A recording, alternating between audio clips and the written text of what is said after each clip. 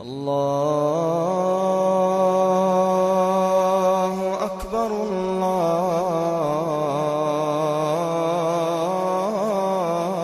الله أكبر.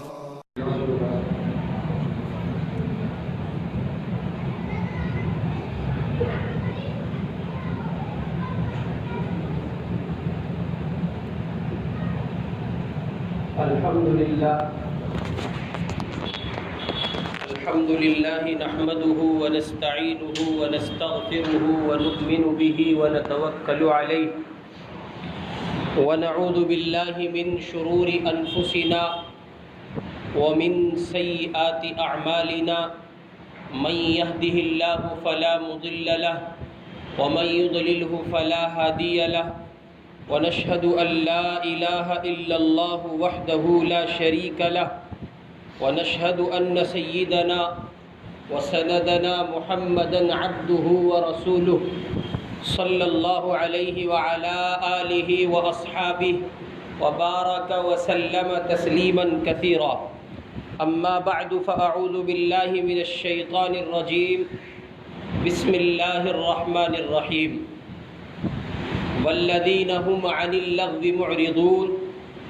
وقال رسول الله صلى الله عليه وسلم من حسن اسلام المرء تركه ما لا يعنيه او كما قال عليه الصلاة والسلام. اللہ تعالی نے اپنے خاص بندوں کی کچھ اہم ترین صفات کا ذکر قرآن مجید میں کیا ہے. یعنی وہ صفات وہ ہیں کہ جن صفات کی اختیار کرنے پر اللہ تعالیٰ بندوں کو اپنا قرب عطا کرتے ہیں،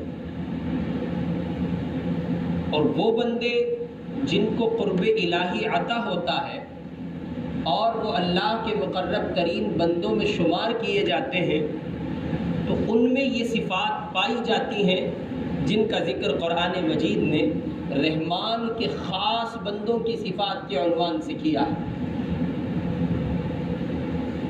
چنانچہ انہی صفات و عادات میں سے ایک بنیادی صفت ہے اللہ کے ان بندوں کی جو اللہ کے خاص بندے ہیں، اور ان کی خاص صفت یہ ہے کہ وہ اپنی زندگی کے لمحات کو قیمتی بناتے ہیں. وہ ان کو لغویات اور بے فائدہ کاموں میں گزار کر ضائع نہیں کرتے. چنانچہ ارشاد فرمایا گیا سورہ فرقان میں وَإِذَا مَرُّوا بِاللَّغْوِ مَرُّوا كِرَامًا، یعنی جب ان کا اتفاقاً لغو کاموں پر گزر ہوتا ہے تو وہ اس کی طرف توجہ کیے بغیر باعزت گزر جاتے ہیں. یہ اللہ کے بندوں کی وہ خاص صفت ہے کہ جس کی بنیاد پر دربار الہی میں ان کو خصوصیت عطا کی جاتی ہے. کسی بھی بندے کو جب آپ اچھا کہیں گے تو اس اچھا کہنے کے پیچھے کوئی راز پنہا ہوگا، کوئی صفت ہوگی، کوئی بنیادی عادت ہوگی جس کی بنیاد پر، جس کے آدھار پر، جس کے انحصار پر آپ یہ طے کریں گے کہ یہ بندہ اچھا ہے. یا بسا اوقات یہ کہ آپ کسی کی تعریف کرتے ہیں تو تعریف کرتے کرتے آپ یہ بات کہتے ہیں کہ اس بندے کی تو کوالٹی کوئی نہیں ہے، اس کا جواب ہی کوئی نہیں ہے، اور پھر آپ اس کی اس صفت کا ذکر کرتے ہیں جو صفت آپ کو بہت زیادہ پسند ہے. مثال کے طور پر کسی بندے کے اخلاقی کردار سے، اس کی گفتار سے، اس کی ملاقات سے آپ اتنے متاثر ہیں کہ جب کبھی وہ ملاقات کرتا ہے تو کچھ ایسے نقوش چھوڑ جاتا ہے جس کو آپ گاتے پھرتے ہیں، اور جب کہیں اس کا ذکر آتا ہے تو آپ کہتے ہیں ارے چھوڑو، وہ بندہ تو باتوں سے دل جیت لیتا ہے، چہ جائے کہ عمل کی دنیا میں اگر اس سے سابقہ پڑھے تو نہیں معلوم وہ کیا کرنا ہے. اس کی باتیں اتنی میٹھی ہیں اس کی گفتگو کا مٹھاس اس قدر ہے کہ خالی بات کرے چند منٹ کے لیے بندہ دل جیت لیتا ہے۔ ایسے ہی اللہ تعالیٰ نے اہل ایمان کو کچھ خصوصی صفات عطا کی ہیں، اور سورہ مومنون کے ابتدائی مضمون میں اللہ تعالیٰ نے ان صفات کا ذکر کیا ہے۔ انہی صفتوں میں سے ایک صفت ہے، قرآن مجید نے اس کو بیان کیا ہے، والذین هم عن اللغو معرضون، اور وہ اللہ کے خاص بندے، وہ اللہ کے ایمان والے خاص بندے لغو باتوں سے اعراض کرنے والے ہوتے ہیں، وہ لغویات سے بچتے ہیں، فضولیات سے بچتے ہیں۔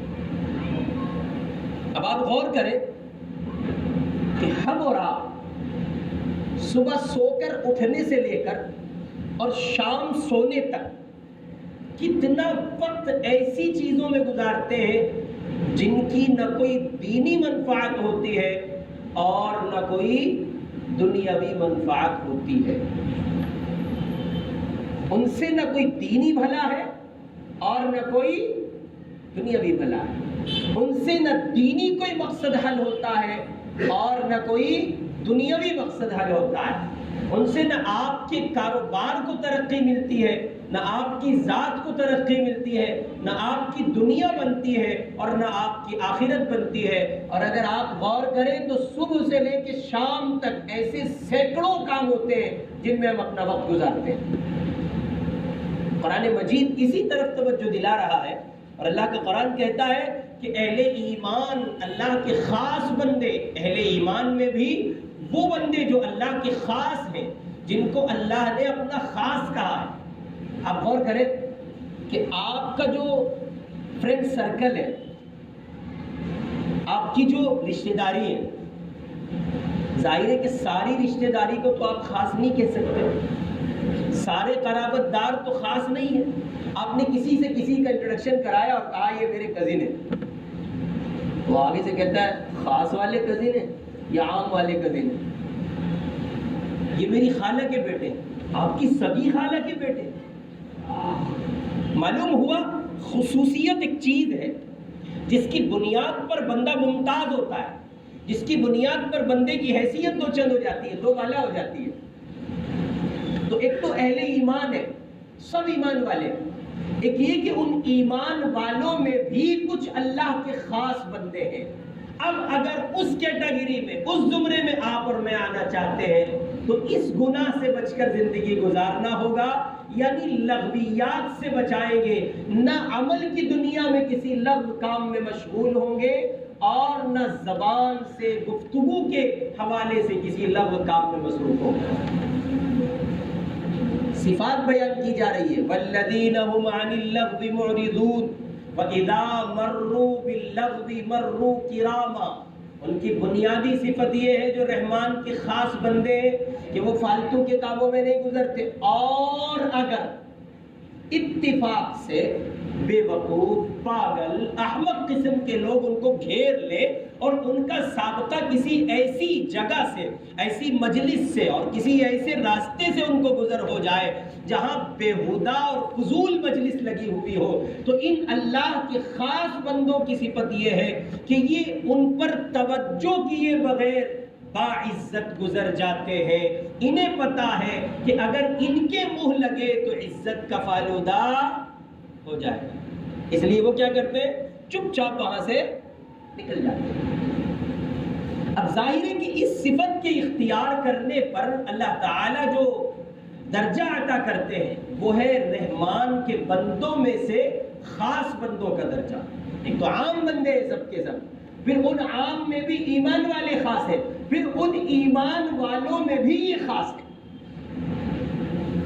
اس کو آپ ایسے سمجھ لیں جیسے کوئی آدمی کہے یہ میرا جگری یار، اس کا مطلب دوست تو اور بھی ہو سکتے ہیں، یار اور بھی ہو سکتے ہیں، لیکن یہ جگری ہے، اسے جگر میں جگہ دی ہوئی ہے، یہ دل کی دنیا کے بہت قریب ہے، یہ میرا سب سے اچھا دوست ہے۔ ایسے ایک تو پوری دنیا اللہ کے بندے اور بندیوں سے آباد ہے، دوسرے ان میں خاص ایمان والے ہیں، پھر ان ایمان والوں میں بھی خاص بندے یہ ہیں جو اس ہدایت پر عمل کرتے ہیں اور اس خصوصیت کو اپنا کر زندگی گزارتے ہیں۔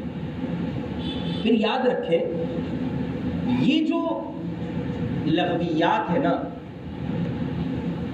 اگر یہ کوئی ہلکی چیز ہوتی، ہلکی چیز سے مراد یعنی اس سے نقصان زیادہ نہ ہوتا یا نقصان نہ ہوتا، تو اس کو اتنے اہتمام سے بیان کرنے کی ضرورت نہیں تھی.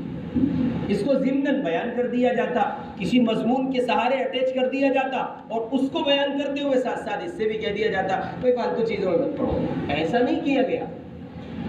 یاد رہے قرآن مقدس غیر ضروری مضامین سے پاک ہے. اللہ کے قرآن میں ایک نقطہ بھی ایسا نہیں ہے جسے آپ غیر ضروری قرار دیں. میرا آپ کا ایمان یہ ہے کہ ایک ایک لفظ، ایک ایک حرف، اور حرف نہیں اس کے زبر و زیر و پیش، اس کے نقطے بھی بے جا اور بے معنی نہیں ہے. اللہ کے قرآن میں جو کچھ ہے وہ حق ہے اور ضرورت کے درجے میں. اس پر میرا آپ کا ایمان ہے. تو اللہ تعالیٰ اگر کسی مضمون کو اہمیت کے ساتھ، خصوصیت کے ساتھ، اس کی انفرادیت کے ساتھ بیان کر رہے ہو، مضمون ہو مستقل قرآن مقدس میں، آیات مبینہ میں، تو آپ غور کریں اس بات کی حیثیت کتنی بلند ہے. ایک بندے کو پرائم منسٹر آفس سے کچھ کام دیا گیا، یہ کر لینا، یہ کر لینا، یہ کر لینا، یہ کر لینا. بہت سارے کام دیے گئے اور بہت سارے کاموں میں سے کام لگے ہاں تو یہ بھی دے دیا گیا کہ ذرا وہ فلاں کا مکان بیچ میں پڑے گا، اس کی خیر خبر لیتے آ. تو اب یہ جو کام دیا گیا ہے کہ فلاں کا مکان بیچ میں پڑے گا، اس کی خیر خبر لیتے آنا، اگرچہ یہ بھی بہت زیادہ اہمیت کا حامل ہے، اس لیے کہ پرائم منسٹر نے دیا ہے. پرائم منسٹر چھوٹا آدمی نہیں ہوتا کسی بھی ملک کا. ایک بڑے آدمی نے آرڈر جاری کیے ہیں، اس آرڈر میں ایک آرڈر یہ بھی ہے کہ فلاں بندے کی خیر خبر لے کے آنا. جی ایک ترتیب تو یہ، ایک ترتیب یہ ہے کہ کوئی کام نہیں بتایا گیا، اسپیشل پرائم منسٹر آفس سے آپ کو لیٹر آیا ہے، ایک بندہ لے کے آیا، صاحب آپ کی خیریت پوچھی جا رہی ہے. اب غور کریں اس ترتیب میں اور اس ترتیب میں کس قدر فرق ہے. زمین آسمان کا فرق ہے. بات اس وقت بھی تھی، بات اس وقت بھی ہے، لیکن اس انفرادیت نے اس بندے کی حیثیت کو دوبالا کر دیا. سیم کنڈیشن ہے. اللہ تعالیٰ اگر کسی اور مضمون کے ساتھ اس مضمون کو بیان فرماتے تو بات تب بھی اہمیت کی حامل تھی، لیکن مستقل اس کو عنوان بنا کر قرآن مقدس میں جگہ دی گئی. گویا اس مضمون کو انفرادیت حاصل ہو گئی اور اللہ کے بندوں تک یہ پیغام پہنچایا گیا کہ اگر آپ اس کام سے نہیں بچتے تو آپ بہت بڑے خسارے میں ہیں. یہ بہت گھنونا عمل ہے. لغویات، فضولیات، جن سے نہ کوئی دینی منفعت ہے، دینی فائدہ ہے، اور نہ کوئی دنیاوی فائدہ ہے. اب یہ جو لغو ہے اس کے معنی بیان کرنے میں علماء نے مختلف تعبیرات، متعدد تعبیرات اختیار فرمائی ہیں. مثلا حضرت سیدنا حسن بصری رحمۃ اللہ علیہ جو بہت بڑے اللہ والے ہیں، محدثین کی دنیا میں ان کا اپنا ایک مقام ہے اور تابعی ہے، اور ہم سب کی ماں حضور اکرم صلی اللہ علیہ وسلم کی بیوی کا انہوں نے دودھ نوش فرمایا. اب غور کریں، جس شخصیت کے پیٹ میں، جس شخصیت کے حلق میں امہات المؤمنین کا دودھ گیا ہو، ام المؤمنین کا دودھ گیا ہو، جس نے ہم سب کی ماں کا دودھ پیا ہو، حضور کی بیوی کا دودھ پیا ہو، وہ آدمی کتنا مقدس ہوگا. یہ اندازہ لگائیں وہ ہستی کہ جس شخصیت کے پہلو میں اور جن کی گود میں جناب رسول پاک صلی اللہ علیہ وسلم کا سر مبارک بھی رہا ہوگا، اور جن ہاتھوں نے حضور پاک کے جسم اطہر کو نہیں معلوم کتنی بار چھوا ہوگا، اس شخصیت نے حسن بصری کو گود میں لے کر دودھ پلایا ہے. کتنے بڑے آدمی ہو. حسن بصری لغویات کو جن چیزوں سے تعبیر کرتے ہیں تو وہ فرماتے ہیں اللغو کے معنی جو ہے، حضرت حسن کہتے ہیں اس کا مصداق سارے گناہ، جتنے گناہ ہیں وہ سب لغو ہیں، وہ لغویات ہیں، فضولیات ہیں. قرآن میں جن چیزوں سے بچنے کا حکم لغویات کے حوالے سے دیا گیا ہے تو یہ وہی چیزیں ہیں جو گناہوں کی دنیا سے بھرے ہوئے ہیں. وہ تمام کے تمام گناہ لغویات میں ہو. اس معنی کے اعتبار سے مطلب یہ ہوگا کہ ایمان والے کسی گناہ کی مجلس میں حاضر ہی نہیں ہوتے. وَإِذَا مَرُّوا بِاللَّغْوِ مَرُّوا كِرَامًا، ایمان والے کسی گناہ کی مجلس میں جاتے ہی نہیں، اور اگر اتفاق سے وہ چلے جاتے ہیں، ایسی جگہ پہنچ گئے تو وہ وہاں سے عزت کے ساتھ اپنا دامن بچا کر نکل جاتے ہیں. بعض حضرات نے فرمایا لغو سے مراد بیہودہ گفتگو ہے، فالتو گفتگو، بولے جا رہے بولے جا رہے بولے جا رہے. اور مطلب یہ کہ یہ لوگ نہ تو خود زبان سے بیہودہ کلام نکالتے ہیں اور نہ کسی ایسی مجلس میں دلچسپی لیتے ہیں جہاں گفتگو میں بے احتیاطی ہو. آیت کا ربط دیکھیں، آیت پر غور کریں. وَإِذَا مَرُّوا بِاللَّغْوِ مَرُّوا كِرَامًا، یعنی جب ان کا، کن کا، رحمان کے خاص بندوں کا. آپ نے ناشتہ نہیں کیا کیا؟ ارے ایسے بیٹھو، قبرستان میں بیٹھو. کن کا؟ ان کا، رحمان کے خاص بندوں کا. جب کسی ایسی مجلس سے گزر ہوتا ہے جہاں بیہودہ باتیں ہو رہی ہوں، لغو باتیں ہو رہی ہوں، تو یہ اللہ کے بندے کیا کرتے ہیں؟ یعنی احتیاط میں یہ اس مجلس میں انٹر ہی نہیں ہوتے، دلچسپی کوئی نہیں ہے ان کو. اور اگر غلطی سے ان کو کسی نے پکڑ کے بٹھا لیا، عبداللہ بھائی بیٹھو تو صحیح، ابھی پھنس گئے، اب یہ پھنس گئے. تو یہ اللہ کے بندے پھنسنے کے بعد کیا کرتے ہیں؟ اتنے خوبصورت انداز پر دامن بچا کے نکل جاتے ہیں، انہیں محسوس بھی نہیں ہوتا، انہیں محسوس بھی نہیں ہوتا. چنانچہ جہاں گفتگو میں بے احتیاطی ہو رہی ہو، حتیٰ کہ اگر انہیں بھی کوئی برا بھلا کہہ رہا ہے تو وہ جواب دینے کے بجائے عفو درگزر سے کام لیتے ہیں. قرآن میں ایک جگہ اور ذکر کیا گیا، وعباد الرحمن، اور رحمان کے خاص بندے، الذین یمشون علی الارض ہونا، وہ ہیں جو زمین پر عاجزی کے ساتھ جھک کے چلتے ہیں، اکڑ کے نہیں چلتے، بابو جی سیٹ صاحب بن کے نہیں چلتے. وَإِذَا خَاطَبَهُمُ الْجَاهِلُونَ قَالُوا سَلَامًا، اور اگر کوئی جاہل، بے وقوف، ان پڑھ، گوار، پاگل آدمی ان کے منہ لگتا ہے تو وہ کہتے ہیں السلام علیکم ورحمۃ اللہ، آپ نکل جائیے، وہ چلتے. یہ رحمان کے خاص بندے. اب آپ اس کی اہمیت کا اندازہ لگائیں کہ قرآن مقدس نے اس کو مستقل موضوع کیوں بنایا.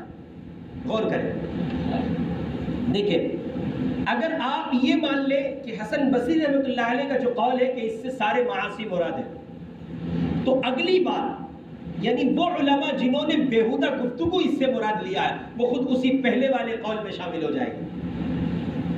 اس لیے کہ جو معاصی ہیں وہ زبان سے بھی تو ادا ہوتے ہیں، وہ بیجا گفتگو بھی معاصی ہی میں شامل ہے.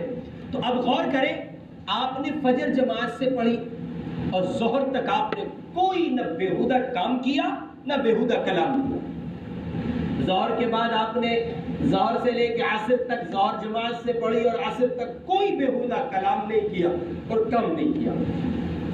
عصر کی نماز کے بعد مغرب تک آپ بالکل سائلنٹ رہے اور مغرب سے لے کے عشاء تک آپ بالکل خاموش رہے. عشاء کی نماز کے بعد ایک دوست آپ کے پاس آیا، اس نے خیر خبر لی اور باتوں ہی باتوں میں چند ایک منٹ کے لیے اللہ کے کسی بندے کی غیبت آپ کی زبان سے ہو گئی. آپ تصور نہیں کر سکتے ایک مسلمان کو بے آبرو کرنے کی وجہ سے دن بھر کے سارے عمل اکارت ہو. اس لیے شریعت یہ بات کہہ رہی ہے، بھائی لغو کاموں سے بچو، فضول کاموں سے بچو. دن بھر محفوظ تھے، دن بھر بچے ہوئے تھے، رات کو سوئے، سونے سے پہلے خیال آیا چلو دن بھر ضرورتاً واٹس ایپ چلایا ہے، اب ذرا اسٹیٹس چیک کر لیں. اب اسٹیٹس چیک کرنے میں بعض لوگوں نے گانے لگائے ہوتے ہیں، بعض لوگوں نے اسٹوریاں لگائی ہوتی ہیں، بعض لوگوں نے اشعار لگائے ہوتے ہیں، بعض لوگوں نے کنجریاں لگائی ہوتی ہیں، بعضوں نے کنجر لگائے ہوتے ہیں. مختلف اپنا اپنا ذوق ہے ہر آدمی کا. اسٹیٹس پہ بہت سے لوگ ایسی چیزیں لگاتے ہیں جو دوسروں کے لیے سبق بنے، اور بہت سے مجنوں کی اولاد، قیس کے بھتیجے، وہ سارے کے سارے فلم انڈسٹری کے بھگوڑے، وہ ایسی چیزیں لگاتے ہیں جس سے یہ ثابت کرتے ہیں وہ بھائی میں اندر سے بہت ٹوٹا ہوا ہوں. تو کسی کو فرق پڑ رہا ہے تو ٹوٹا ہوا ہے. تو عجیب صورتحال ہے. یہاں بھی ایک بات سن لیجئے، اگر آپ اسٹیٹس لگاتے ہیں موبائل کی دنیا کے جو مسائل اور احکام ہیں تو یہ بات ذہن نشین کر لیں، اگر آپ اسٹیٹس لگاتے ہیں تو ایسا لگائیں جو اوروں کے لیے قابل عبرت ہو، سبق آموز ہو۔ کوئی ایسی بات لگائیں جو کسی کے دل پہ نقش کر جائے، کوئی ایسا فارمولہ لگائیں جو کسی بیمار کی مرض کی دوا بن جائے۔ لیکن یہ فکر، یہ سوچ اس وقت آدمی میں پیدا ہوتی ہے جب وہ لغویات سے بچتا ہے، اور جو لغویات میں پڑا رہتا ہے اس میں یہ فکر پیدا نہیں ہوتی ہے۔ اس لیے بعض حضرات نے لغو سے مراد بے شرم گفتگو کو لیا اور انہوں نے کہا ہے کہ اہل ایمان کی صفت یہ کہ ان کی گفتگو بہت زیادہ باوقار ہوتی ہے، اور بالفرض اگر وہ کسی جگہ ایسے پھنس جائیں جہاں جھوٹ پر مبنی کلام ہو رہا ہو تو اول تو وہ پھنستے نہیں ہیں، اور بالفرض اگر ان کی مجبوری کے طور پر وہ کہیں پھنس گئے تو پھر وہ بہت خوبصورتی کے ساتھ بچ کے نکل جاتے ہیں۔ چنانچہ شریعت مطہرہ نے حکم دیا ہے لایانی کاموں سے بچیں۔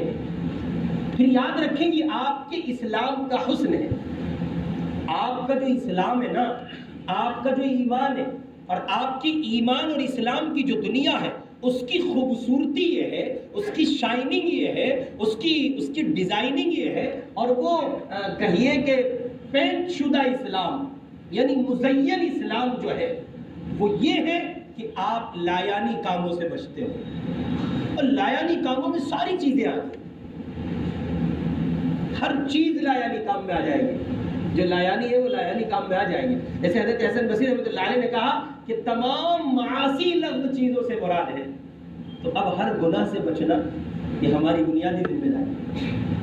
اور اگر آپ لایانی چیزوں سے نہیں بچتے ہیں، آپ سے مراد صرف آپ نہیں ہے، میں بھی مخاطب ہوں، ہم سب مخاطب ہیں، اگر ہم لوگ لایانی چیزوں سے نہیں بچتے تو اب کیا ہوگا؟ ہمارے پاس اسلام تو ہے، ایمان تو ہے، لیکن اس کو حسن نہیں ہے، اس کے پاس اس پہ شائننگ نہیں۔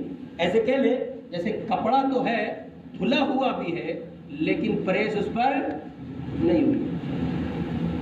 تو شائننگ کے لیے اسلام کو خوبصورتی دینے اور اس پر باقی رکھنے کے لیے ضروری ہے کہ آپ لایانی کاموں سے بچتے ہیں۔ چنانچہ قرآن مجید میں اللہ تعالیٰ نے اسی طرف سورہ مومنون میں ارشاد فرمایا والذین هم عن اللغو معرضون، اور جو لغو باتوں سے اعراض کرنے والے، انہی کے لیے قرآن مجید کی سورہ مومنون میں اللہ تعالیٰ نے وہ صفات بیان کی گئی ہیں جو رحمان کی خاص بندوں کی صفتیں ہیں۔ انہی میں سے ایک صفت یہ ہے کہ وہ لایانی کاموں سے بچتے ہیں، یعنی لغویات سے بچتے ہیں۔ یہ حدیث اسلام کی بنیادی تعلیمات کی طرف رہنمائی کرنے والی احادیث میں سے ایک ہے۔ یعنی ایک مسلمان جو ہے نا وہ اتنا سنجیدہ ہوتا ہے، اتنا باوقار ہوتا ہے، اور وہ اتنا زیادہ بارعب ہوتا ہے کہ اس کے سامنے کوئی فالتو بندہ ٹک ہی نہیں سکتا۔ اب غور کریں، ہم لوگ جب اللہ والوں کی خدمت میں جاتے ہیں اور کسی بڑے بزرگ عالم کی خدمت میں جاتے ہیں تو ہمارا اپنا تاثر یہ ہوتا ہے کہ جی ان کے چہرے پہ تو رعب تھا، کبھی کہتے ہیں نور برس رہا تھا، میں تو ہمت ہی نہیں کر سکا۔ یہ سب ہے نا، ایسا ہوتا ہے نا۔ آپ سمجھتے ہیں ان کو یہ چیز کہاں سے ملی؟ اصل میں وہ بارعب ہوئے ہیں، باوقار رہ کر، بےہودہ اور لغویات سے گفتگو سے بچ کر اعراض کرتے ہوئے وہ لوگ یہاں تک پہنچے۔ اگر وہ بھی میری آپ کی طرح زبان چلاتے تو کیا ہوتا؟ میں چھوڑو یہ تو فالتو بولتے ہیں۔ آپ نے دیکھا ہوگا جو لوگ بہت زیادہ بولتے ہیں تو ان کی طرف کچھ وقت تو توجہ ہوتی ہے، لیکن کچھ وقت کے بعد لوگ کیا کہتے ہیں؟ چھوڑو اس کے دماغ میں تو بھائی اس کی چونی کس کی بھی ہے، کسی کی چونی کس کی بھی بتا دیتے ہیں اور کسی کی اٹھنی کس کی بھی بتا دیتے ہیں۔ بھائی اس کے تو تار جو نا شارٹ ہوئے، اس لیے یہ بندہ صحیح بات نہیں کرے گا۔ کیوں؟ اس لیے کہ اسے بیماری ہے بیچارے کو زیادہ بولنے کی، اور بےہودہ کلام کرتا ہے، اس لیے لوگ توجہ نہیں دیتے۔ اور حضرت عبداللہ بن مبارک رحمۃ اللہ علیہ نے کہا ہے کہ جب آدمی زیادہ تر وقت میں خاموش رہتا ہے تو اللہ تعالیٰ اسے حکیم بناتے ہیں۔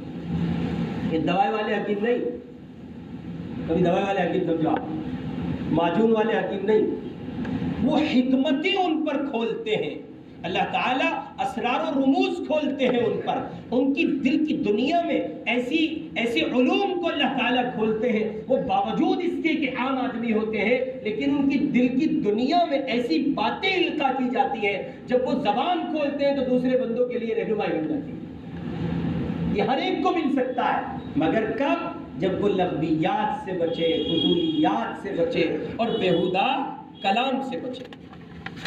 ایسے ہی حدیث پاک کے سلسلے میں شریعت مطہرہ نے جو باتیں اس حوالے سے کہی ہیں، یعنی لایانی باتیں، جسے حدیث میں کہا گیا من حسن اسلام المرء ترکہ ما لا یعنی، لایانی باتوں کے ترک کرنے کا مطلب یہ ہے کہ وہ اقوال و افعال، وہ نظریات جو اسلام کے لائق اور مناسب نہ ہو، ان سب کو ترک کر دیا جائے۔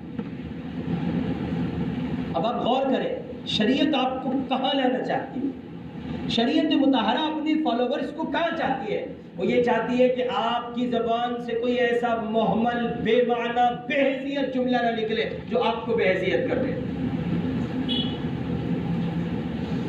اور اگر آپ کی زبان سے ایسا کوئی بے حیثیت جملہ نکلتا ہے جو آپ کو بے حیثیت کر رہا ہے، تو یہ پتہ دے رہا ہے اس بات کا کہ آپ لغو کاموں سے نہیں بچتے، اس لیے اس کا مزاج بنا ہے۔ لایانی کی حقیقت یہ ہے کہ ان باتوں کی طرف آدمی دین اور دنیا میں محتاج نہ ہو۔ وہی بات آگئی جس نے کہا میں اس کی، نہ دینی کوئی فائدہ اور نہ دنیاوی کوئی فائدہ، اور نہ ہی ان سے اللہ کی خوشنودی حاصل کی جا سکتی ہے۔ گویا کہ ان کے بغیر اس کا زندگی گزارنا ناممکن ہو، گزارنا ممکن ہو، اور ان کو چھوڑ کر بھی وہ اپنی حالت پر قائم رہ سکے۔ اختیار کرنے میں بھی کوئی فائدہ نہیں ہے اور چھوڑ دینے میں بھی کوئی فائدہ، نہ دینی ہے اور نہ، اور یہ معنی سبھی بے فائدہ افعال، فضول اقوال کو شامل ہے۔ اور امام غزالی رحمۃ اللہ علیہ نے لایانی امور کی وضاحت کرتے ہوئے ارشاد فرمایا ہے، بڑی اہم بات ہے، انہوں نے ارشاد فرمائی لایانی کی حد یہ ہے کہ تم ایسی بات زبان سے بولو کہ اگر وہ نہ بولتے تو نہ تو گناہ ہوتا اور نہ فی الحال یا آئندہ تمہیں کوئی نقصان پہنچتا۔ گویا وہ بہت موٹا سا مفہوم ہے۔ اللہ جزائے خیر دے ہمارے اکابرین تبلیغ کو، انہوں نے اپنے تبلیغی جماعت کے نصاب میں یہ عنوان شامل کیا، لایانی سے بچنا۔ یہ تبلیغ کا ایک حصہ ہے، اس کے اپنے نصاب کا ایک چیپٹر ہے کہ اس کے کام کرنے والے افراد کے لیے لازم اور ضروری ہے۔ اگرچہ یہ صفات تمام مومنین کے لیے ہے، لیکن بحیثیت نصاب اکابرین تبلیغ نے اپنے ان کام کرنے والے داعیان افراد کے لیے یہ طے کیا کہ آپ لایانی سے بچیں، کیونکہ لایانی باتوں میں الجھنا آپ کی دعوت کو متاثر کر دے گا، آپ کی بات بے اثر ہو جائے گی، آپ کی بات میں جان نہیں رہے گی۔ ٹھیک اس طرح ہر مومن کی بات میں ایک جان ہوتی ہے، اس کی اپنی ایک شان اور پوزیشن ہوتی ہے۔ اگر وہ لایانی سے نہیں بچے گا تو اس کی ذات بے معنی اور بے حیثیت ہو جائے گی۔ چنانچہ اب غور کریں، گھر میں ایک باپ اگر لایانی سے نہیں بچتا، اور وہ کسی بھی اعتبار سے اقوال ہو یا افعال ہو، زبان کا کلام ہو یا پریکٹیکل عزم کا کوئی عمل ہو، اگر وہ لایانی میں گھستا ہے اور فضولیات میں داخل ہوتا ہے تو آپ یقین مانیں بچوں کی نظر میں، بیوی کی نظر میں آدمی بے حیثیت ہو جاتا ہے۔ ایسے ہی وہ باہر کی دنیا میں اگر یہ عمل کرتا ہے تو باہر کے لوگوں کی نگاہ میں بے حیثیت ہو جاتا ہے۔ اس لیے ہر وہ کام جس سے نہ کوئی دنیاوی فائدہ ہو اور نہ کوئی نہیں ملا ناشتہ، جس سے نہ کوئی دنیاوی فائدہ ہو اور نہ کوئی دینی فائدہ ہو، وہ کیا ہے؟ لایانی ہے۔ اب ذرا سا جائزہ لیں، تائرانہ نظر ڈالیں، ہم اور آپ دن بھر میں لایانی میں کتنا انوالو لیتے ہیں؟ ہے کوئی کیلکولیٹ کر سکتا ہے کہ صاحب میں اتنے گھنٹے رہتا ہوں؟ کچھ وقت بچا کے دکھا سکتا ہے کوئی؟ ارے نہیں بھائی صاحب، ہم تو 24 گھنٹے کا وہ پیریڈ جس میں سو نہیں سکے ہیں، جاگے ہوئے لایانی ہی میں رہتے ہیں۔ اور یہ موبائل کی دنیا سے جتنا لفظیات پھیل رہا ہے، اس کا تو آپ اندازہ بھی نہیں کر سکتے۔ میں نے اس کے ایک ایگزامپل اسٹیٹس کے حوالے سے آپ کو دیا، اچھا خاصا پڑھا لکھا سنجیدہ باشعور طبقہ اپنے اسٹیٹس کی دنیا میں ایسی فضول باتوں کا استعمال کرتا ہے جو اوروں کے لیے بھی موجب گناہ ہوتا ہے. اور یاد رہے جو لوگ اپنے اسٹیٹس پر گانے لگاتے ہیں، فلمی ہیروز لگاتے ہیں، ہیروئن لگاتے ہیں، یا اس کے علاوہ اور لغو چیزیں لگاتے ہیں، وہ یاد رکھے قرآن کی یہ آیت ان الذین یحبون ان تشیع الفاحشۃ فی الذین آمنوا لهم عذاب علیم فی الدنیا والآخرہ. جو لوگ یہ چاہتے ہیں کہ مومنین میں بے حیائی پھیلے، اہل ایمان میں بے حیائی پھیلے اور اس کا عروج ہو، ان کے لیے دنیا اور آخرت میں دردناک عذاب ہے. ظاہر ہے کہ آپ نے اسٹیٹس پہ گانا لگایا، کسی نے چیک کر لیا، اس اللہ کے بندے کو کیا معلوم. اور میں نے گزشتہ 2 ہفتے پہلے ایک عنوان رکھا تھا، شاید آپ کو یاد ہو، سوشل میڈیا اور اسلامی ادب کے عنوان سے. یہ بیان نیٹ پہ موجود ہے. اس میں نے ایک بات یہ کہی تھی وَلَا يَحْمِلُنَّ أَثْقَالَهُمْ وَأَثْقَالًا مَعَ أَثْقَالِهِمْ. قیامت میں کچھ لوگ ایسے ہوں گے جن کے ذمے اپنے گناہوں کا بوجھ تو ہوگا ہی ہوگا، ان کے ذمے اوروں کے گناہوں کا بوجھ بھی ہوگا.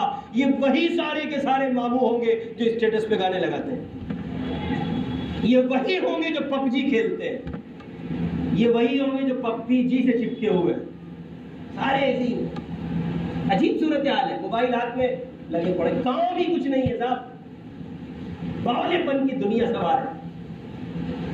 یعنی ان کاموں کا جو کوئی دینی منفعت ہے. دیکھو کتنے خسارے کی بات ہے. اگر آپ اسے ذرا حساس ہو کے سوچیں، یہ آپ کے والد بیٹھے ہیں، یہ آپ کی والدہ بیٹھی ہیں، یہ آپ کی بہن، یہ آپ کی بیوی، یہ آپ کے بھائی، ایسے پورا پریوار موجود ہے.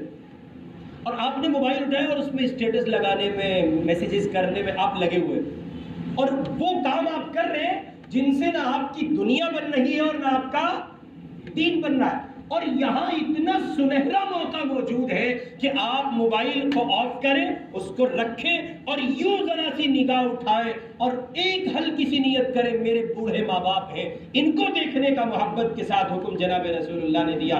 خالی اتنا کام کرنا. یوں آپ نے موبائل بند کیا، اس کو رکھا، یوں نگاہ گھمائی، ابا امی ادھر بیٹھے تھے، آپ نے یوں دیکھا، ایک محبت کی ہلکی سی نظر آپ نے ڈالی اور آپ کو مل گیا ایک حج مقبول کا ثواب. کچھ کرنا پڑا. اتنے سارے حاجی حج کو گئے، حجیوں کا ولی پہ ہو رہے ہیں خوب دبا کے. اب تو بند ہو گئے ہوں گے میرے خیال میں، ہمارا تو اب بھی ہو رہا ہے. امام صاحب کا دیر تک چلے گا. تو اتنے سارے حاجی حج کو گئے، دنیا کے 25 لاکھ لوگوں نے اس سال حج کیا ہے. ایک حاجی یہ نہیں کہہ سکتا کہ میرا حج قبول ہوا، کوئی نہیں کہہ سکتا. یہ تو کہیں اللہ قبول کرے، اللہ فضل فرمائے، لیکن کوئی یہ نہیں کہے گا میرا حج، کیونکہ اس کے پاس گارنٹی نہیں ہے نا. یہاں آپ ماں باپ کو محبت کی نگاہ سے دیکھ لیجئے، اللہ تعالیٰ آپ کو ایک حج مقبول کا ثواب دیں گے. ادھر آپ کی بیگم بیٹھی ہے، بیگم اللہ ان کنواروں کے نکاح میں آسانیاں پیدا فرمائے. جیسے نکاح کا نام آتا ہے کنوارے بچے ہنستے ہیں. اتنے سے بھی پوچھو، میرا تجربہ ہے، اتنے سے پوچھو نکاح ہوا، وہ بھی ہنس کے جواب دیں ابھی نہیں. اور نکاح کے بعد اسے کہو ہنس لے، آپ نہیں ہنس سکتا. جو قیامت مجھ پہ ٹوٹی ہے خدا کے واسطے کسی میں نہ ٹوٹی جی. تو اتنا سا بچہ بھی ہنس کے جواب دیتا ہے. ادھر آپ کی بیگم بیٹھی ہے، بیوی ہے. آپ غور کریں کتنا بڑا عمل کر سکتے ہیں آپ اس لغویات سے بچ کے.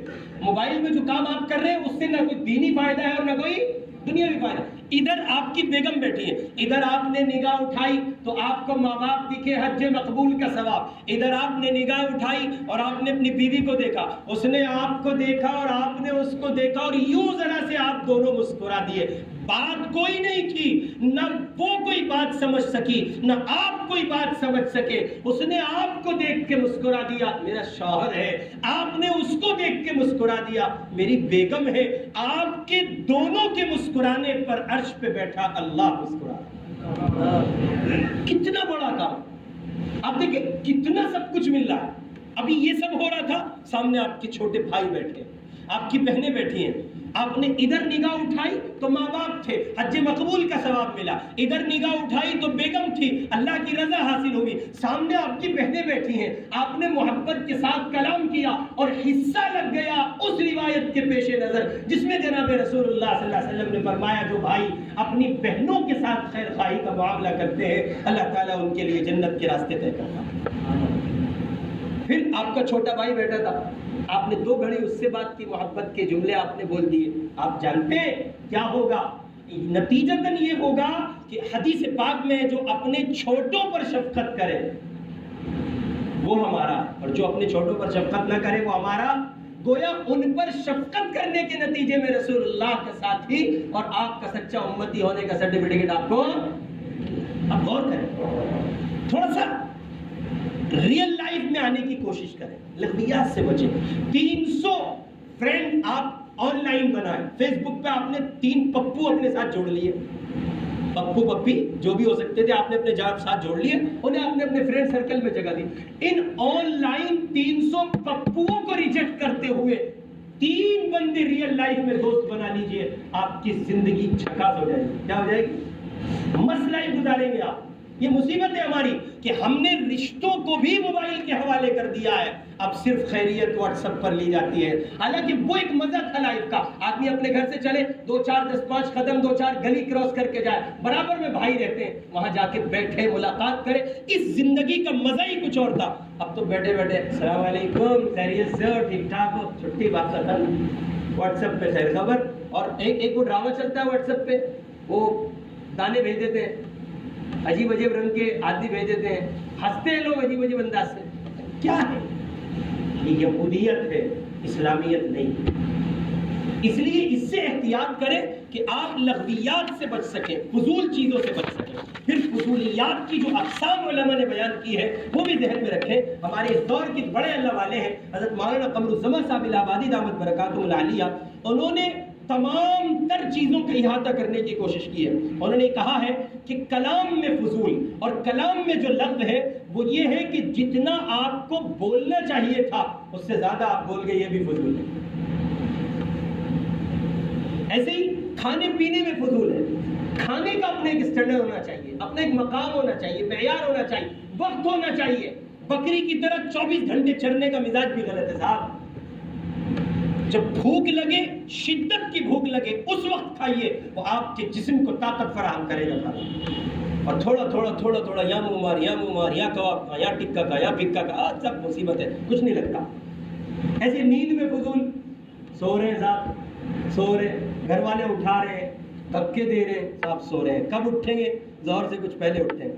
لباس میں بہت فضولیت ہے، اس سے بھی بچنا چاہیے۔ رہنے سہنے میں، سامان میں، نظر میں، دوستی میں، مصاحبت میں، خرچ میں، علم میں، یعنی ہر وہ کام جو ضرورت سے زائد ہو رہا ہے وہ فضول ہے، اور ہر وہ کام جس میں نہ کوئی دینی فائدہ اور نہ کوئی دنیاوی فائدہ، وہ کیا ہے بھائی؟